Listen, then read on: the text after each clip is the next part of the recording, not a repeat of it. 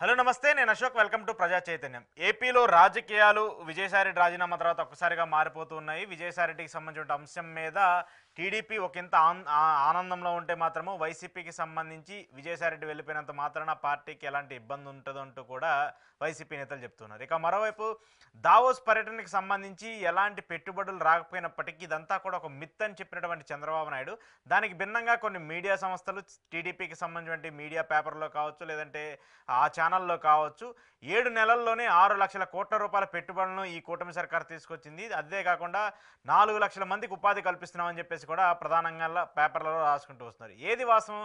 ముఖ్యమంత్రి చంద్రబాబు నాయుడు చెప్పినటువంటి మాటలు వాస్తవమా, లేదంటే మీడియా పేపర్లో రాసినటువంటి రాతల వాస్తవం అనేది ఇప్పుడు మళ్ళీ చర్చగా మారుతుంది. ఇక మరోవైపు డిప్యూటీ సీఎంకి సంబంధించిన వ్యవహారం మళ్ళీ పెద్ద ఎత్తున చర్చనీయాంశంగా మారుతుంది. కూటమికి సంబంధించినటువంటి నేతలందరూ కూడా ఒకంత ఆగ్రహం వ్యక్తం చేస్తున్నారు. అయితే తాజాగా నారా లోకేష్ కొన్ని కీలక వ్యాఖ్యలు చేస్తూ వస్తున్నారు. సీనియర్లకు సంబంధించి కావచ్చు, అలాగే 3 సార్లు పదవులు అనుభవించిన వాళ్ళందరినీ కూడా తప్పించి కొత్త వారికి అవకాశం ఇవ్వాలి అనేది ఒక నిర్ణయాన్ని అయితే లోకేష్ కొత్తగా ఒక ప్రతిపాదనని తీసుకొచ్చారు. అయితే దీనికి సీనియర్లు ఎలా రియాక్ట్ అవుతారనేది మాత్రం తెలియాల్సి ఉంది. ఏపీ తాజా రాజకీయ అంశాల మీద ఈరోజు ఇంటర్వ్యూలో మాట్లాడదాం. ఇంటర్వ్యూలో నాతో పాటు పార్టిసిపేట్ చేస్తున్నారు అనలిస్ట్ పురుషోత్తం రెడ్డి గారు. పురుషోత్తం రెడ్డి గారు నమస్తే. నమస్తే అశోక్ గారు. ఫస్ట్, రఘురామకృష్ణంరాజు గారి కేసుకు సంబంధించినటువంటి ఒక క్లారిటీ వచ్చింది. ముట్టికాలు వేయటం కాదు, ఇంకా అంతకుమించి కొంత ఆగ్రహం కూడా వ్యక్తం చేసుకుంటూ వచ్చింది కోర్టు. మీకు పదే పదే ఇలాంటి పిటిషన్లు వేయడానికి ఈసారి మాత్రం తిరస్కరించము, అంగీకరించమంటూ కూడా కొంత ఆగ్రహమే వ్యక్తం చేసుకుంటూ వచ్చింది. ఏం చెప్తారు దీనికి సంబంధించి? ఈరోజు సుప్రీంకోర్టులో 2 కీలక పరిణామాలు. ఇటు రఘురామకృష్ణరాజు గారి కేసు ఏదైతే జగన్మోహన్ రెడ్డి గారి బెయిల్ రద్దు కావచ్చు, లేకపోతే విచారణ పరిధిని రాష్ట్రం నుంచి మార్చాలని కోరడం, దానిపైన సుప్రీంకోర్టు క్లోజ్ చేయడం మొన్ననే ఒక హెచ్చరిక చేసి జరిగింది. దాంతోపాటు కీలకమైనది మీడియాలో వస్తుంది. బీపీ ఆచార్య గారికి సంబంధించినటువంటి డిశ్చార్జ్ పిటిషన్ కూడా సుప్రీంకోర్టు ధృవీకరించింది. అనేది తెలంగాణ హైకోర్టు ఇచ్చింది డిశ్చార్జ్. దానిపైన ఈడీ సుప్రీంకోర్టుకి వెళ్తే తెలంగాణ హైకోర్టు తీర్పునే బలపరిచింది. ఇది చాలా కీలకమైంది. చాలా మంది దృష్టిలో రఘురామకృష్ణరాజు గారి కేసు కీలకంగా చూస్తారు, కానీ బీపీ ఆచార్య గారి కేసు చాలా కీలకంగా ఉంటుందనేది మనం గమనంలో పెట్టుకోవాలి. ఎందుకంటే బీపీ ఏంటి సమస్య? ఇప్పుడు జగన్మోహన్ రెడ్డి గారికి బెయిల్ రద్దు కానీ రాష్ట్ర పరిధి దాటమని, ఏరే పరిధికి ఇమ్మని చెప్పి కానీ విచారణ పరిధిని ఏదైతే చెప్తున్నారో అది ఆచరణ సాధ్యం కాదనే విషయం అందరికీ తెలుసు. ఎందుకంటే బెయిల్ రద్దు చేయడం అనేది అంత సులభం కాదు. బెయిల్ ఇవ్వడం అనేది విచక్షణ అధికారం. బెయిల్ రద్దు అనేది ప్రాపర్ రీజన్స్ ఉండాలి. కానీ జగన్మోహన్ రెడ్డి గారి దృష్టిలో బెయిల్ రద్దుకి ఎలాంటి రీజన్స్ కనపడవు. ఇది ఫస్ట్ పాయింట్. రెండో పాయింట్, రాష్ట్రం పరిధి దాటాలి అంటే, మార్చాలి అంటే రాష్ట్రంలో ఆ వ్యక్తి చాలా ఇంపార్టెంట్ వ్యక్తిగా ఉండి దాని ఇన్ఫ్లుయెన్స్ చేస్తాడు, ఇట్లాంటివి ఏదైనా కొన్ని ఉంటాయి. ఇప్పుడు ఈయన ఆ రాష్ట్ర పరిధిలో అన్నాడు జగన్. హైదరాబాద్ పరిధిలో ఉన్న కేసుని ఆంధ్రప్రదేశ్ లో ఉన్నది పవర్ఫుల్ లీడర్ హైదరాబాద్ లో ప్రభావితం చేసే వ్యక్తి ఏరే రాష్ట్రం అంటే ప్రభావితం చేస్తాడు? ఏరే రాష్ట్ర ప్రభావితం చేస్తే పోయి మధ్యప్రదేశ్ నుండి ప్రభావితం చేయడా? కాబట్టి ఈ రెండు ఇల్లాజికల్ గా ఉన్నాయి కాబట్టి కోర్టు సాధారణంగా తిరస్కరించింది. ఇది కన్నా కీలకం, డిశ్చార్జ్ పిటిషన్ ని తెలంగాణ ఇచ్చిన హైకోర్టు తీర్పుని యాక్సెప్ట్ చేయడం అనేది చాలా కీలకం బీపీ ఆచార్య గారి కేసులో. బీపీ ఆచార్య గారు ఐఏఎస్ ఆఫీసర్. అంటే జగన్మోహన్ రెడ్డి గారి కేసు ఏంటి? జగన్మోహన్ రెడ్డి గారి కేసు ఏంటంటే, రాజశేఖర రెడ్డి గారు ముఖ్యమంత్రిగా ఉన్నప్పుడు కొన్ని జీవోలు అంటే విధాన నిర్ణయాలు తీసుకున్నారు.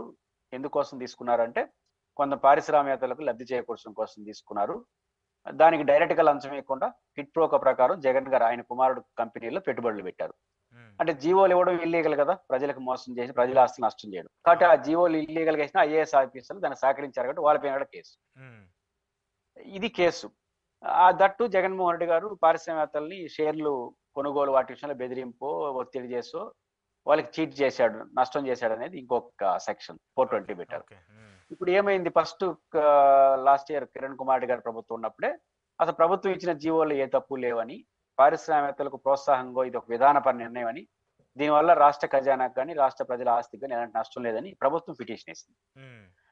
ఇప్పుడు బీపీ ఆచార్య గారు కావచ్చు, ఇట్లాంటి ఐఏఎస్ ఆఫీసర్లు ఒక పిటిషన్ వేశారు. అసలు ప్రభుత్వం నిర్ణయం కరెక్ట్ అయినప్పుడు ఆ నిర్ణయానికి ఇచ్చే జీవోలు ఇచ్చిన అధికారులు మేమేట తప్పు చేసినట్టు అవుతాం. కాబట్టి డిశ్చార్జ్ చేయండి కేసు నుంచి మమ్మల్ని అని వాళ్ళు పిటిషన్ వేశారు. చాలా మంది ఐఏఎస్లు వేశారు. డిశ్చార్జ్ అంటే just like as it is కాదు, కానీ స్కిల్ డెవలప్మెంట్ కేసులో క్వాష్ చేయమన్నారు అంటే గవర్నర్ అనుమతి లేకుండా ఎఫ్ఐఆర్ కట్టారు కాబట్టి ఎఫ్ఐఆర్ ని కొట్టేయండి. ఇక్కడ అదన్నా గవర్నర్ అనుమతి టెక్నికల్ అంశం. ఇక్కడ ఏకంగా ప్రభుత్వ నిర్ణయం తప్పు లేదని ప్రభుత్వమే కమిట్ అయినాం కాబట్టి ఆ ఇచ్చిన జీవోలు మేమేట తప్పు చేస్తాం అనేది చాలా వాల్యుబుల్ పాయింట్. డిశ్చార్జ్ అంటే అర్థం ఏంటంటే కేసు విచారణకు అర్హత లేదని, మా పైన పెట్టిన కేసుకు విచారణ అర్హత లేదు. ఇంకా విచారణ తర్వాత విచారణ జరిగితే ఎవరు దోషో ఎవరు నిర్దోషం తేలుతుంది. అసలు విచారణ కూడా జరగాల్సిన అవసరం లేదు, ఎందుకంటే ఈ కేసుకు వాల్యూ లేదు. ఇది డిశ్చార్జ్ పిటిషన్ అంటే అర్థం. మమ్మల్ని డిశ్చార్జ్ చేయమని, లేకపోతే మా పేరుని డిశ్చార్జ్ చేయమని, మాకు సంబంధం లేదని. ఇప్పుడు కొంతమంది ఐఏఎస్ ఆఫీసర్లో భాగంగా బీపీ ఆచార్య కూడా అక్కడ డిశ్చార్జ్ ఈడీ కేసు ఏదో అయినట్టుంది. అయితే తెలంగాణ హైకోర్టు డిశ్చార్జ్ చేసినట్టుంది. దాన్ని ఈడీ సుప్రీంకోర్టులో సవాల్ చేసింది. సుప్రీంకోర్టు ధృవీకరించి తెలంగాణ హైకోర్టు తీర్పుని బలపరిచింది. అంటే ఐఏఎస్ ఆఫీసర్ డిశ్చార్జ్ అంటే కేసులో వాళ్ళకి సంబంధం లేదు, అంటే జీవోలు విషయంలో రిలేటెడ్ మార్చారు. ఇప్పుడు ప్రభుత్వంకి నష్టం లేదని ప్రభుత్వం చెప్తుంది. ప్రభుత్వం తరపున జీవోలు ఇచ్చిన ఐఏఎస్ ఆఫీసర్ డిశ్చార్జ్ అయిన తర్వాత ఇంకా జగన్ కేసులో ఏమని తెలుస్తుంది? ప్రభుత్వ జీవోలు తప్పుడు జీవోలు ఇస్తేనే కదా కృతజ్ఞతగా డబ్బులు ఇచ్చేది జగన్మోహన్ రెడ్డి గారు కంపెనీలు పెట్టేదానికి. అంటే జగన్మోహన్ రెడ్డి కూడా ఈ కేసు చాలా తొందరగా క్లోజ్ అయితే బాగుండని చెప్పేసి ఆయన కూడా చాలాసార్లు ప్రయత్నించినట్టు కూడా మనకు తెలుసు దీనికి సంబంధించి. ఎందుకంటే దీంతో అన్ని ముడిపడి ఉన్నాయి కాబట్టి, ఆస్తుల వ్యవహారం కావచ్చు, మిగతా అంశాలు కూడా వీటితో ముడిపడి ఉన్నాయి కాబట్టి ఆయనే చాలాసార్లు ప్రయత్నించారు కదా. ఇది ఎంత తొందరగా సాల్వ్ అయితే అంత తొందరగా నాకే మంచిది, దాని మీద ఎవరైనా ఆరోపణలు చేసినా అదన్నీ కూడా అవాస్తవమని చెప్పేసి ఆయన కూడా చాలాసార్లు ఖండించినటువంటి పరిస్థితిని కూడా మనం చూసాం.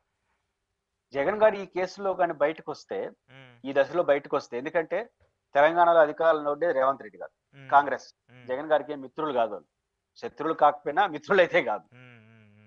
ఆంధ్రప్రదేశ్ లో ఏకంగా ఆయన ఎనిమి ప్రభుత్వం అధికారంలో ఉంది రాజకీయంగా. కేంద్రంలో కూడా బీజేపీ ఎనిమి ప్రభుత్వం, కూటమి ప్రభుత్వం, ఎన్డీఏ కూటమి. ఈ దశలో సిబిఐ నుంచి అటు వస్తే జగన్మోహన్ రెడ్డికి విలువ ఎక్కడో పెరిగిపోతుంది. కేవలం ఇబ్బందిని తొలగించడం కాదు, పరిశ్రమలు రన్ చేయడంలో ఇబ్బంది.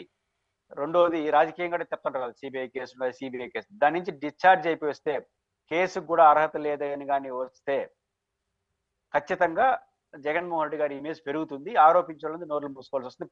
తదుపరి కేసు పెట్టాలని కూడా భయం వేస్తుంది, ఇదే పైన 24 గంటలని. కాబట్టి ఈ కేసు తొందరగా పూర్తి కావాలని కోరుకునే మొదటి వ్యక్తి జగన్ గారు. వీటి లాభ నష్టాలే కాదు, ఆయన క్లియర్ గా తెలుసు ఈ కేసులో నాకేమీ కాదని.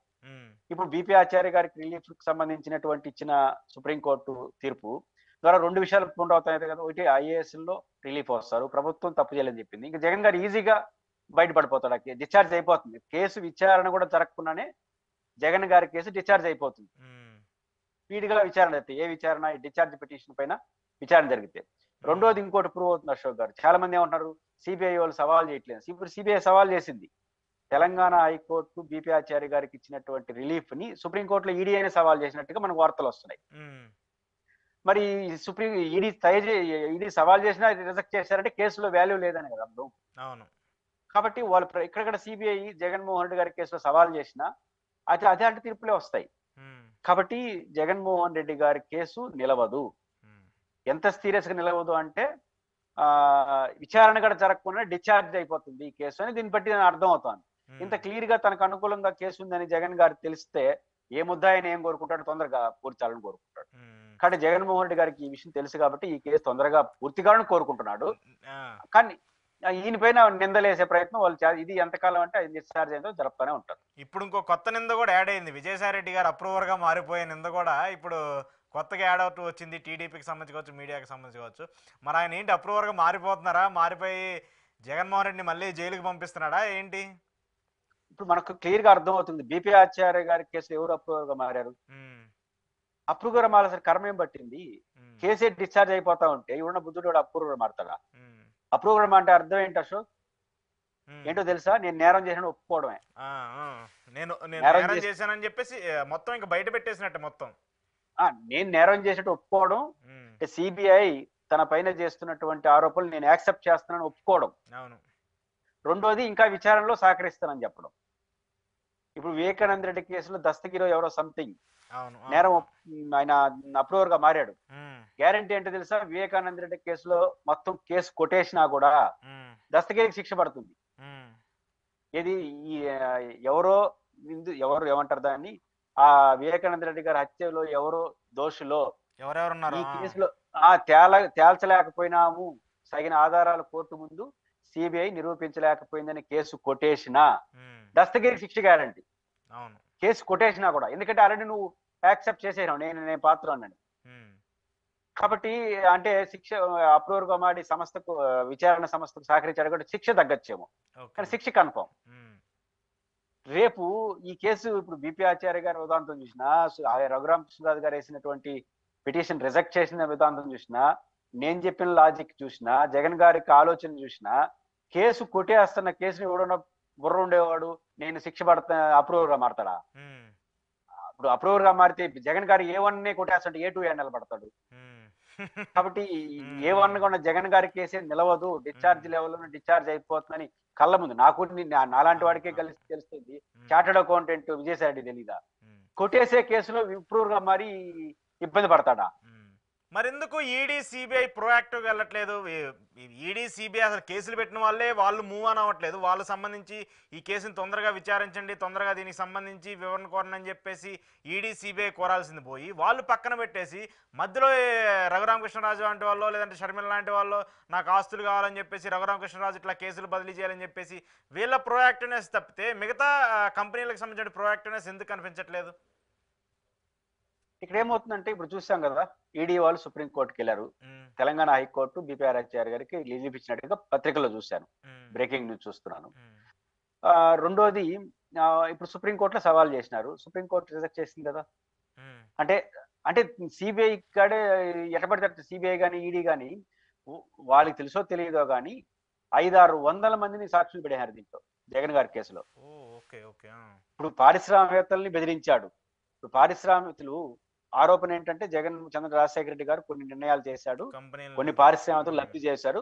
ఆ లబ్ధి చేసిన కంపెనీల వాళ్ళు లంచాలు ఇవ్వకుండా హిట్ ప్రోక ప్రకారం జగన్ గారి కంపెనీలో పెట్టారనేది అలిగేషన్. ఎవరున్నా కొంచెం స్పృహ ఉండేవాడు ఆ ఎవరు కంపెనీ వాళ్ళు ఉంటారు కదా ఈ పారిశ్రామికలు, వాళ్ళని కూడా ముద్దాయిలుగా చేసేసినారు దాంట్లో. యాక్చువల్గా సాక్షులు చేస్తున్నారు. అంటే లంచం ఇవ్వడం కూడా తప్పే కదా. అంటే అప్పుడేంటి, 10ల సంఖ్యలో కంపెనీలని, 100ల సంఖ్యలో సాక్షుల్ని, 10ల సంఖ్యలో ఐఏఎస్ఎల్ని, 10ల సంఖ్యలో రాజకీయ నాయకుల్ని పెట్టేశారు దీంట్లో కేసులో. ఎందుకో తెలుసా? ఒకదాని తర్వాత ఒకదాని పెట్టుకుంటా దీని వెనకాల పెద్ద కుట్ర ఉందని చెప్పి జగన్మోహన్ రెడ్డి గారిని ఎక్కువ కాలం జైల్లో పెట్టాలని, శిక్షించాలని కాదు, ఎక్కువ కాలం జైల్లో పెట్టాలంటే ఇట్లా పెట్టుకుంటా పోవాలి, ఒకరి తర్వాత ఒకరితో పెట్టుకుంటా. కేసుకు సంబంధం లేని వాళ్ళు, కేసు బలహీనపడుతుందన్న భవిష్యత్తులో విషయం కూడా స్పృహలో లేకుండా వరుస బట్టి కేసులు పెట్టుకొచ్చారు 100ల మంది. అప్పుడు ఈ 100ల మందిని విచారణ పెడతారు. పారిశ్రామికవేత్తల కుట్ర ఉంది అని అన్నారు అనుకోండి, వాళ్ళని విచారించే పారిశ్రామికవేత్తలకి జగన్మోహన్ రెడ్డి గారు చాలా ముఖ్యమైన వ్యక్తి, ఆయన వద్దురు కలిసిపోతారు, బయటకు వస్తే ప్రమాదం కాబట్టి జైల్లో పెట్టండి అంటే బెయిల్ నిరాకరించడం కోసం ఇట్లాంటి వరుస పెట్టి కేసులు పెట్టేసినారు. ఇప్పుడు అవే రివర్స్ అవుతున్నాయి వాళ్ళకి. ఇప్పుడు పద్ధతిగా కేసు పెడితే నిలుస్తుంది, నన్ను ఎక్కువ రోజులు జైలు, ఇప్పుడు 16 నెలలు అప్పుడు జైల్లో పెడితే ఏమవుతుంది? జగన్ అప్పుడే బయట పార్టీ పెట్టాడు కాంగ్రెస్ నుంచి, 16 నెలలు 20 నెలలు కానీ జైల్లో పెట్టేస్తే, వీళ్ళని ఎక్కువ నెలలు జైల్లో పెట్టేస్తే జగన్ పార్టీ పురిట్లోనే ఫినిష్ అయిపోతుంది. అందుకోసం ఈ ప్రయోగం చేశారు. దానివల్ల ఏమైంది, వాళ్ళు చేసిన ఆ ప్రయోగమే ఆ 16 నెలలు జైల్లో పెట్టడానికి పనికొచ్చిందేమో కానీ ఆ రకంగా కాంగ్రెస్ నష్టపోయింది. ఇప్పుడు ఆ కేసు నిలవదు. ఇప్పుడు ఏ పారిశ్రామికవేత్తల్ని మీరు కూడా దుర్మార్గంగా పెట్టుబడులు పెట్టేదంటే మీరు కూడా తప్పు చేశారని పెడితే ఏ పారిశ్రామిక నేను ఇష్టపూర్వకంగానే కొన్నానని చెప్పేస్తాడు షేర్లు. ఇప్పుడు అదే జరుగుతుంది, అందరూ ఒకరొకరు సర్దుకుంటున్నారు. ఏడు నిలబడుతుంది కేసు. కాబట్టి కేసు యొక్క మోటివే పొరపాటు కాబట్టి ఇప్పుడు ఆ పొరపాటే జగన్ గారికి ఆ రోజు కష్టమైంది, ఈరోజు అదే అతన్ని కాపాడుతుంది. ఖచ్చితంగా డిశ్చార్జ్ లెవెల్లోనే పోతుంది. కానీ ఎందుకు పోలేదంటే సిబిఐ మాత్రం ఎంత పోతుంది, దాని కూడా పరిమితి దానికి ఉన్నాయి. కాబట్టి ఏదైనప్పటికీ కూడా ఈ కేసు నిలబడదు. Okay okay. ఏంటి విజయసాయి రెడ్డి గారి ఎపిసోడ్లో 2 కీలక అంశాలు కనిపిస్తున్నాయి. ఆ సీటు ఎవరికి వెళ్తుందని చెప్పేసి ఒక న్యూస్ వినిపిస్తుంటే మళ్ళీ దాన్ని బీజేపీ తీసుకొని మాజీ ముఖ్యమంత్రి కిరణ్ కుమార్ రెడ్డి గారిని పంపించాలి రాజ్యసభకు అని చెప్పేసి ఒక వార్తలు కూడా ఢిల్లీలో పెద్ద ఎత్తున జరుగుతున్నాయని చెప్పేసి తెలుస్తుంది. అలాంటి అవకాశం ఉంటుందా? ఒకవేళ లేకపోతే జనసేనకి ఇప్పటిదాకా రాజ్యసభ సభ్యత్వానికి సంబంధించిన అంశం లేదు, జనసేన ఏమన్నా తీసుకొని వాళ్ళ ప్రస్తావనాన్ని అక్కడేమన్నా కంటిన్యూ చేసే అవకాశం ఉంటుందా? అంటే న్యాయంగా సహజ న్యాయ సూత్రాలు పాటిస్తే జనసేనకే వాళ్ళది. ఎందుకంటే ఇప్పటి వరకు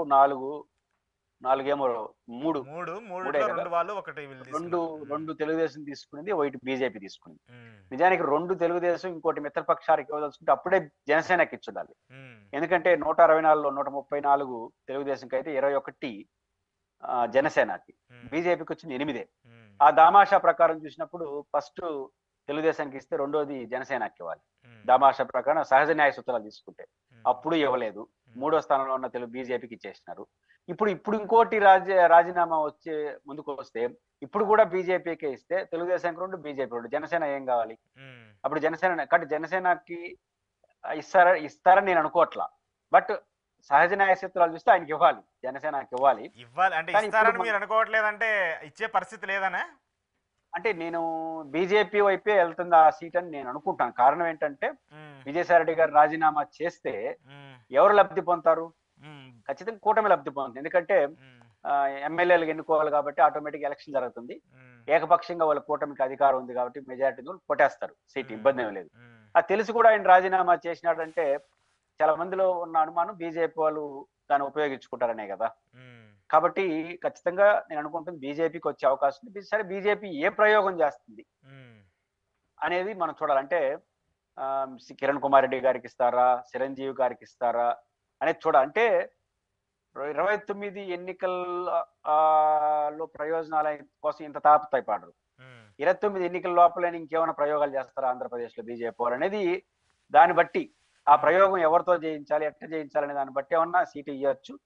కిరణ్ కుమార్ రెడ్డికి, సంజయ్ గారికి ఇస్తారా, లేదా బయట నుంచి ఏమన్నా వాళ్ళ కేంద్ర మంత్రులకి ఏమైనా ఇచ్చుకుంటారా తెలియదు. కానీ బీజేపీకి అంటూ ఇస్తే కూటమిలో సంక్షోభానికి పునాది పడినట్టు అవుతుంది.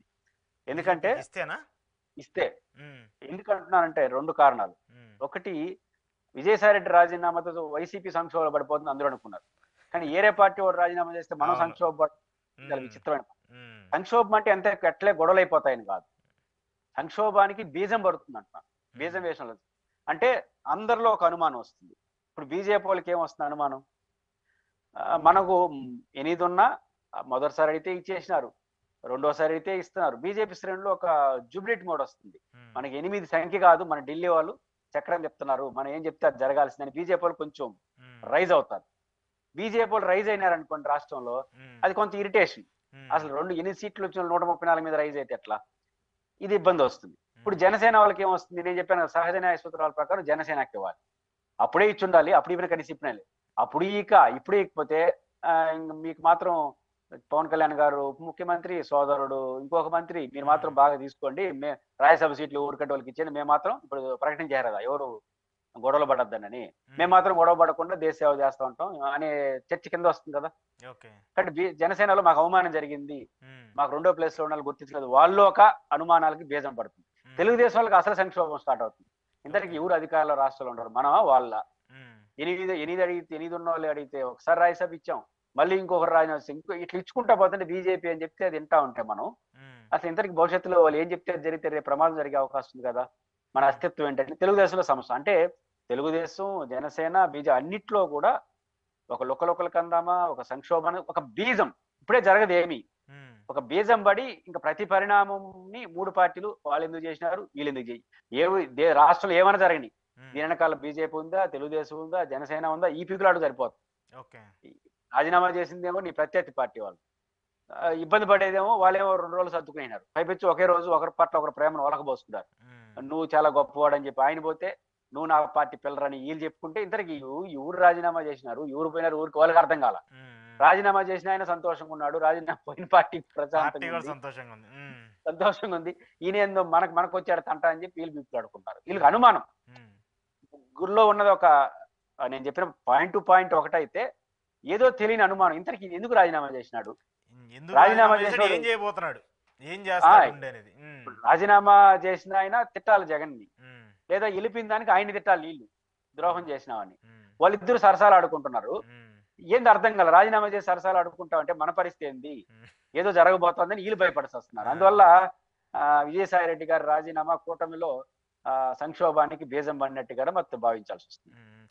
ప్రోయాక్టివ్గా మీడియా ఎక్కువ దీని మీద స్టాండ్ తీసుకుంది, మీడియా ఎక్కువ మాట్లాడింది. కానీ ఇప్పుడు మీడియా ఏం క్వశ్చన్ చేయాలో అర్థం కావట్లేదు. ఒకవేళ జగన్మోహన్ రెడ్డిని తిడితేనో లేకపోతే జగన్మోహన్ రెడ్డిని ఏదన్నా అంటేనో దాని మీద అలిగేషన్ చేయడానికో దాని మీద ఏమైనా కామెంట్ చేయడానికో మీడియాకు ఒక ఛాన్స్ ఉండేది. కానీ అలాంటిది రివర్స్లో ఈయన టీడీపీకి సంబంధించిన వ్యక్తుల్ని, టీడీపీకి సంబంధించిన మీడియాని పెద్ద ఎత్తున మళ్ళీ మాట్లాడుతూ వస్తున్నారు. నేను కూడా ఒక ఛానల్కి సంబంధించిన అంశం గురించి మళ్ళీ అది తలెత్తుతూ తీసుకొస్తూ వచ్చారు. అంటే ఆయన ఎక్కడా కూడా జగన్మోహన్ రెడ్డి క్లాష్ కంటే కూడా ఆయన వారు ఇండైరెక్ట్గా చూపిస్తున్నారు అనేది కనిపిస్తూ ఉంది. అంటే మీడియాకు వచ్చిందని ప్రాణ సంకటం. ముందు చేస్తే ఒక సమస్య, ఇప్పుడు ఫస్ట్ సంబరాలు చేసుకున్నారు ఒక గంట సేపు, వాళ్ళకి అర్థం కాల. పైపించి ఒక రోజు తర్వాత ఇంకా పూర్తిగా గందరగోళ పడిపోయినారు. ఒకే ఛానల్లో మొదటి గంట డిబేట్ ఏమో వైసీపీ పని అయిపోయింది, జగన్మోహన్ రెడ్డి గారి దుర్మార్గులు, మొత్తం సజ్జల రామకృష్ణారెడ్డి, భారతి గారు అంతా మొత్తం పేర్లన్నీ చదివేసి వాళ్ళు బాధలు భరించలేకుండా చాలా గొప్ప విజయసాయి రెడ్డి బయటకు వచ్చారని చెప్పి అరగంటలోనే మళ్ళీ డౌట్ వచ్చేసింది. విజయసాయి రెడ్డి గారు రాజీనామా చేసిన తర్వాత కూడా మీ పేపర్ల సంగతి చూస్తాను, పరువు నష్టదావ కొనసాగుతుంది, జగన్కు అలాంటి వాడు 1000 మంది పోయినా జగన్కి ఏం కాదనడంతో ఇదేదో తేడా ఉందని బాబు అని మళ్ళీ మొదటికి వచ్చారు.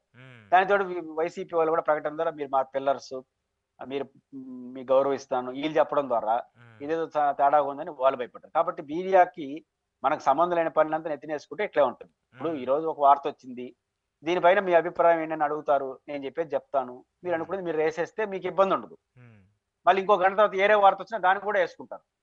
కానీ మీకు ఒక అజెండా పెట్టుకున్నారు అనుకోండి, ఈ వార్తని ఎట్ట చంద్రబాబు మెడ కొట్టుకోవాలి, జగన్ ఆ అజెండా మీరు పెట్టుకున్నప్పుడు మీకు తలనొప్పి వస్తుంది, ప్రతిదీ మీకు అనుకూలంగా ఉండదు. అజెండాలే ఇంటర్నల్ అజెండా మీడియాకు ఉంటే ఈ తలనొప్పులు వస్తాయి. లేకపోతే వార్తగా చదివాలి అంటే వార్తగా చదివేస్తారు. కాబట్టి వీళ్ళకి ఒక అజెండా ఉండి ఏడ్చింది కాబట్టి ఈ సమస్యలన్నీ. ఈ అదే అజెండా ఇప్పుడు ఏపీకి 7 నెలల్లో 6 లక్షల కోట్ల రూపాయల పెట్టుబడులను తీసుకొచ్చింది, 4 లక్షల ఉద్యోగాలను కల్పించింది. మరి మీరు చూసే ఉంటారు పేపరు. చంద్రబాబు నాయుడు గారేమో నిన్న ఒక ప్రెస్ మీట్ పెట్టి దావోస్ పర్యటన అంతా కూడా ఒక మిత్, అక్కడ ఏమి లేదు, కేవలం ఇక్కడ ఉన్నటువంటి రాష్ట్రాలకు సంబంధించిన ముఖ్యమంత్రులు అక్కడికి వెళ్ళి పలకరించుకోవడానికో లేదంటే అక్కడ ఉన్నటువంటి పరిస్థితుల్ని, మా దగ్గర ఉన్నటువంటి పరిస్థితుల్ని చెప్పుకోవడానికో పనికొస్తుంది తప్పితే అక్కడ ఎంఓయూలు చేసుకొని ఏదో తీసుకొచ్చేది ఏం లేదని చెప్పేసి ముఖ్యమంత్రిగా చెప్తే, దావోస్లో బ్రాండ్ ఏపీ పెరిగిపోయింది, 7 నెలల్లో 6 లక్షల కోట్ల రూపాయలు పెట్టుబడులు వచ్చాయని చెప్తున్నారు. మరి ఏంటి అవన్నీ నిజంగానే వచ్చాయా లేదంటే మళ్ళీ ఫెయిల్ అయిన దాన్ని మళ్ళీ సక్సెస్ చేయడానికి చూస్తున్నారా? చంద్రబాబు గారు చెప్పింది, వారు చెప్పింది ఉద్దేశం ఒకటే. పత్రికల్లో వచ్చిన 6 లక్షల కోట్ల పెట్టుబడులు చంద్రబాబు గారు అదొక మిథ్య అని చెప్పడం రెండూ ఈక్వలే, కానీ వేరువేరుగా కనపడతాయి. కారణం ఏంటంటే దావోస్ నుంచి ఒక్క ఎంఓ కూడా కుదరలేదు కాబట్టి దాన్ని కవర్ చేసుకోవడం కోసం చేసే ప్రయత్నాలు చూస్తున్నాను. నేను దావోస్ చంద్రబాబు గారు ఎంఓలు కుదుర్చుకోకపోవడం ద్వారా చంద్రబాబు గారు ఏదో నష్టపోయినాడు, రాష్ట్రం ఏదో ఇంకా అయిపోయిందని నేనేం అనట్లేదు. కానీ వాళ్ళే ఒక హైప్ క్రియేట్ చేసుకున్నారు. దావోస్కు పోయే ముందు ఈ ఉపన్యాసాలు ఏం చెప్పలేదు. ఇప్పుడు చంద్రబాబు నాయుడు గారు దావోస్కి వెళ్ళారు. దావోస్కి వెళ్ళే ముందు దావోస్ అనేది ఒక సాధారణ ప్రక్రియ అండి బాబు, దాన్ని ఎందుకు హైప్ చేస్తారు, పోతున్నాను, మనం ఉన్న అవకాశాలను ఎలాబరేట్ చేసి చెప్తాం, ఒక ఎక్స్పోజర్ వస్తుంది, అవకాశం ఉంటే ఎంఓలు కుదుర్చుకుంటాం, అవకాశం లేకపోతే మనం ఈ రోజు ఇచ్చే మనం ఇచ్చినటువంటి ఎక్స్పోజరు, మనం ఇచ్చినటువంటి సమాచారంతో రేపు భవిష్యత్తులో కంపెనీలు వచ్చేదానికి ఒక మార్గాన్ని ఏర్పాటు చేసుకుంటాము, అందుకోసం దావోస్కి వెళ్తాను ఆ రోజు చెప్పినారా? చూడండి, పోయే ముందు ఎంత ఎలివేషన్. జగన్మోహన్ రెడ్డి పోయినాడు, తక్కువ తీసుకొచ్చాడు, నేను పోతే లక్షల కోట్లు వస్తాయి ఆయన చెప్పలేదు. ఆయన పార్టీ శ్రేణులు, ముఖ్యంగా ఈ మీడియా ఛానల్ ఇంత అయిపోయింది, దావోస్కు పోతున్నాడు, ఇంకా పరిగెళ్తాయి, రన్నింగ్ ఏదో మాట్లాడేసినారు. తర్వాత వచ్చేస్తాయి పరిశ్రమలు అని చెప్పినారు. ఇప్పుడు ఏం చెప్పినారు, ఎంఓలో ఏమీ లేకపోయేసరికి ఇప్పుడు ఏమవుతుంది, దీని నుంచి నష్ట నివారణ, డ్యామేజ్ కంట్రోల్ కోసం అదొక మిథ్య. తర్వాత 6 లక్షల కోట్లు ఆల్రెడీ వచ్చేసినాయి, ఇంకొచ్చేస్తే కొత్తగా వచ్చేది ఎందుకు, పోయేదే ఉంది. 6 లక్షల కోట్లు, 4 లక్షల ఉద్యోగాలు ఎట్లా సాధ్యం 6 నెలల్లో, ఎట్లా సాధ్యం, ఎక్కడ శంకుస్థాపన, ఏమీ అర్థం కాదు. కానీ ఏదైనప్పుడు కూడా ఇది దావోస్ లో జరిగినటువంటి నష్టాన్ని కవర్, డ్యామేజ్ కంట్రోల్ కోసం చేసే వ్యాఖ్యలు తప్ప ఇంకోటి కాదు. నేనైతే దావోస్ నుంచి రిక్తహస్తాలు వచ్చాడు, ఇంకేమీ జరగదని విమర్శలు చేయను. ఎందుకంటే దావోస్కి ఎలా పరిమితి ఉంది. ఇప్పుడు దావోస్ నిన్న హరీష్ రావు గారు అద్భుతంగా ప్రకటన చేశాడు కదా, మన రేవంత్ రెడ్డి గారు మెగా కృష్ణారెడ్డి గారితో ఒప్పందం చేసుకున్నాడు. హరీష్ రావు అనేది అదే, బంజారా హిల్స్ లోనో జూబ్లీ హిల్స్ లోనో ఆ పక్క వీధిలో నువ్వు ఉంటావు, ఈ పక్క వీధిలో ఆయన ఉంటాడు, ఇద్దరు గురించి మాట్లాడుకోకుండా దావోస్ పోయినారు ఎందుకు, దమ్మిడి ఎందుకని అన్నాడు. అది రియాలిటీ కదా. ఇప్పుడు జిందాల్తో ఒప్పందాలు చేసుకున్నారు, జిందాల్ ఏడుంటాడు, మహారాష్ట్ర ప్రభుత్వం జిందాల్తో ఒప్పందాలు చేసుకున్నది కదా, జిందాల్ ఏడుంటాడు, బొంబాయిలోనే ఉంటాడు. ఆయన పట్టుకొని పోయి ఫ్లైట్ లో పోయి ఆడపోయి కూర్చొని చేసుకురావాలన్నా. కాబట్టి దావోస్ లో ఏదో జరుగుతుందని అనుకోవాల్సిన అవసరం లేదు. కాబట్టి తెలుగుదేశానికి సపోర్ట్ గా ఉన్న మీడియా దావోస్ కు పోయే ముందు విపరీతమైన హైప్ క్రియేట్ చేశారు. ఆ హైప్ బోర్ల పడడంతో ఇప్పుడు దాన్ని కవర్ చేసుకోవడం కోసం ఇంకొక రూట్ తీసుకుంటున్నారు. నాకు అర్థం కాని ఒక పాయింట్, ఇప్పుడు ఎంఓయూలో పెట్టుబడులు ఏదైనా వస్తే అది లీక్ చేయాల్సింది ఎవరు, ప్రభుత్వమా లేదంటే మీడియానా పత్రికలా? అదే కదా వీళ్ళు రాసుకోవడం. ఇప్పుడు చంద్రబాబు నాయుడు గారు చెప్పొచ్చు కదా, ఆల్రెడీ 6 లక్షల కోట్లు వచ్చిండాయా బాబు, వాటి పనిలో ఉన్నామని చెప్పొచ్చు కదా. ఎందుకు చెప్పలేదు? ఎవరితో పెట్టుకున్నారు? పైపిచ్చు 6 లక్షల కోట్లు తెచ్చుకున్నారా, సంతోషం. మళ్ళీ జగన్ తిట్టడం, అది 5 ఏళ్ళలో ఏమీ జరగలేదు, ఒక్క పరిశ్రమ రాలేదు. ఇప్పుడు జగన్మోహన్ రెడ్డి గారు ముఖ్యమంత్రిగా ఉన్నప్పుడు ఏమి రాలేదంటున్నారు కదా. ఉదాహరణ శ్రీ సిటీలో ఆగస్టు నెలలో చంద్రబాబు గారు 3 కంపెనీలని ప్రారంభించాడు. అంటే జూలై 4వ తేదీ అధికారానికి వచ్చేసి ఆగస్టు 1st వీక్ అంతా పరిశ్రమలు పెట్టడం, స్థాపించడం, ప్రారంభించడం అన్ని అయిపోతుందా 3 నెలల్లో? కన్స్ట్రక్షన్ అంతా ప్రారంభించేశాడు. అంటే ఆ 3 కంపెనీలు యాడ్ నుంచి వచ్చినాయి? గత ప్రభుత్వం చేసిందే కదా. ఒక సీసీలో 22,000 కోట్ల రూపాయలు వచ్చినాయి. అంటే ప్రభుత్వం ఎప్పుడు కూడా అశోక్ గారు బేసిక్ గా విపరీతమైన ఊహాజనాలకు పోకూడదు, విపరీతమైన పోకలకు పోకూడదు, ప్రత్యర్థి మీద నెపం. ఇప్పుడు ఉదాహరణకు నిన్న గవర్నర్ ప్రసంగం, ఇది రిపబ్లిక్ డే రోజు ఆంధ్రప్రదేశ్ లో, అక్కడ కూడా గత ప్రభుత్వాన్ని తిడుతున్నాడు గవర్నర్ ప్రసంగం. నా పాయింట్ ఏంటంటే, గవర్నర్ పని ఏంటంటే క్యాబినెట్ ఆమోదించిన దాని నోట్ని ఆయన చదువుతాడు. ఆయన సొంతంగా ఏమో రాసుకురాడు. ఆయన చదవాలనుకుంటే చదవచ్చు, ఆయన రైట్ ఉంది. నేచురల్ గా సాంప్రదాయం ఏంటంటే అధికారంలో ఉన్న ప్రభుత్వం రాయిచ్చే నోట్ని ఆయన చదువుతాడు. ఇప్పుడు గవర్నర్ ప్రసంగం అంటే ప్రభుత్వ నోట్ని, క్యాబినెట్ నోట్ని చదివినాడు. అయితే ప్రభుత్వానికి ఉండాల్సిన స్పృహ ఏంటంటే, ఈ గవర్నర్ ఇదే గత ఏడాది ఇదే గవర్నర్ జగన్మోహన్ రెడ్డి గారి ప్రభుత్వం బ్రహ్మాను ఆయనే చెప్పినాడు. గవర్నర్ గారు చేంజ్ కాలేదు కదా. జనం అనుకోరా, ఆ క్లిప్పింగ్ ఈ క్లిక్ చేసుకుని ఒకే గవర్నర్ పోస్ట్ లో ఉన్న ఆయన నా ప్రభుత్వం జగన్మోహన్ రెడ్డి గారు గొప్పగా చేసినాడు అని ఆయన మాట్లాడి, రివర్స్ లో 2వ సంవత్సరమే అదే ముఖ్యమంత్రితో అదే గవర్నర్ తో నా ప్రభుత్వం సరిగ్గా పనిచేయాలని చెప్పినట్టు అవుతుంది. అప్పుడు గవర్నర్ ఆ రోజు అబద్ధం చెప్పినాడు, ఈ రోజు అబద్ధం చెప్పినాడు. అంటే గవర్నర్ తో ఇట్లా చెప్పించడం, నేను ఏది కరెక్ట్, గత సంవత్సరం గవర్నర్ గారు చెప్పింది కరెక్టా తప్ప, ఈ సంవత్సరం గవర్నర్ గారు చెప్పింది తప్ప జోలికి వెళ్ళట్లేదు. మీ కేబినెట్ తీర్మానాలు ఆయన చదివినాడు, కేబినెట్ నోట్ ని. పాయింట్ ఏంటంటే, ఒకే గవర్నర్ తో 2 స్టేట్మెంట్లు ఇప్పించచ్చా? అసెంబ్లీలో అదే గవర్నర్ తో గతంలో అప్పుల పైన ఒకటి చెప్పి, గత గవర్నర్ తో అదే గవర్నర్ తో 3 రాజధానుల పేరుతో ఆంధ్రప్రదేశ్ ని అభివృద్ధి వైపు నడపాలని నా ప్రభుత్వం అనుకుంటుందని ఇదే గవర్నర్ గారు జగన్మోహన్ రెడ్డి గారి ప్రభుత్వ కాలంలో చెప్పారు 1 year బ్యాక్. అదే గవర్నర్ వచ్చి 6 నెలలు జరుపుకున్నానే 3 రాజధానులతో రాష్ట్రం నాశనం అయిపోయింది, ఏకైక రాజధాని అమరావతి చెప్పచ్చా? మరి ఆయన కూడా, గవర్నర్ గారు కూడా ఒక్క చిన్న చూసుకోవాలి. కేబినెట్ తీర్మానాన్ని రాయొచ్చు, చదవచ్చు, కానీ అరే బాబు నేనే కదా గతంలో ఇట్లా చెప్పినాను, మళ్ళీ నా నోటు కూడా ఇట్లా చెప్పిస్తున్నారు, కనీసం వాళ్ళకి చెప్పి బాబు గౌరవం పోతుంది, మీకే పోతుంది, నాదేం బాదు అని ఆయననే చెప్పాలి. కాబట్టి ఇట్లాంటి విపరీత పోవడం ద్వారానే తెలుగుదేశం పార్టీ చాలా వాటిలో, ఇప్పుడు దావోస్ కి జగన్ వెళ్ళి వచ్చినప్పుడు ఇంత అడవుడు జరగల. ఎందుకంటే పోయేటప్పుడు నేను పోతున్నాను, మొత్తం దావోస్ ని తీసుకొచ్చేస్తున్నాను అని మాట్లాడాలి ఆయన. పైకి ఒక మాట అన్నాడు, దావోస్ కు మనం పోతుంది, దావోస్ ని విశాఖపట్నం తీసుకొద్దాము అన్నాడు. కాబట్టి ఆయన నుంచి ఏం ఆశించాల, వస్తే రాకపోతే పోతే మనం ఎలివేషన్ మామూలుగా లేదు కదా, వచ్చేస్తే మొత్తం దావోస్ మొత్తం ఆంధ్రప్రదేశ్ చెప్పినాం, ఇప్పుడు రాలేదు కాబట్టి మీరే మాట్లాడుతున్నారు, అది ఇక్కడ తేడా కనిపిస్తుంది. ఓకే. లోకేష్ గారు కొన్ని కీలక వ్యాఖ్యలు చేశారు సార్. పార్టీకి సంబంధించిన సీనియర్ నేతలు కావచ్చు, పొలిట్ బ్యూరో మెంబర్లు కావచ్చు, లేదంటే ఎవరైతే పార్టీకి సంబంధించిన వాళ్ళు 3 సార్లు కంటే పదవులు ఏమన్నా అనుభవిస్తే ఇంకా వాళ్ళకి చాలు, ఆ పక్కన పెట్టేసి కొత్త వాళ్ళకి అవకాశం ఇవ్వాలి, పార్టీలో ఉన్నటువంటి సీనియర్ నేతలు ఉన్నా లేదంటే మరొకరున్నా వాళ్ళకి అవకాశం ఇవ్వాలని చెప్పేసి ఒక ప్రతిపాదన ఆయన కొత్తగా లేవనెత్తారు. ఏంటి, సీనియర్లందరినీ పక్కన పెట్టేసి కొత్త రక్తాన్ని తీసుకురావడానికి ప్లాన్ చేస్తున్నారా, లేదంటే సీనియర్లు ఉంటే మనకి ఎప్పుడైనా థ్రెట్ అవుతుందని చెప్పేసి వాళ్ళని పక్కన పెట్టేందుకు ఇదొక స్ట్రాటజీనా? అంటే స్ట్రాటజీ కాదు, ఏదైనా ఒక నిర్ణయం చేసి ఒక్కసారి మరి ఉన్నత పదవి పోవచ్చు. కొన్ని పార్టీలో ఇప్పుడు వామపక్ష సిపిఎం పార్టీలో 2 సార్లు పైన సెక్రటరీ ఉండకూడదు, ఏరే వాళ్ళకి ఇవ్వాలని ఒక్కొక్క పార్టీలో ఒక్కొక్క సిస్టమ్ పెట్టుకుంటారు. అది మంచి సిస్టమే.